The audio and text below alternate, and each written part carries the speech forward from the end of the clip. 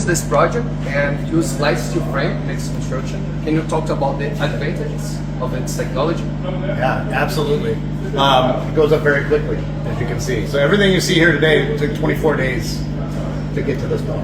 Right? That's very quick. Everything's panelized, as you see here. Everything's so precise. 1/128th of an inch precision. So we know when we make these panels, that window's gonna fit, that door's gonna fit, everything's gonna fit perfectly.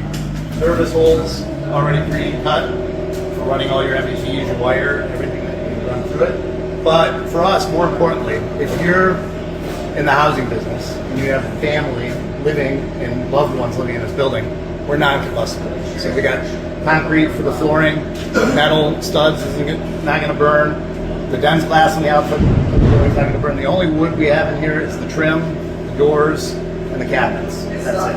Yeah. Very sturdy, Cat 5 rated.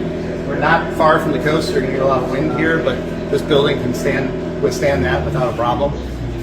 Overall, just solid building. It's not gonna rot, it's not gonna shrink, it's not gonna shift like wood would shift. It's the future of building. Yeah, it's a major project. Congratulations. Thank you very much. Thank you.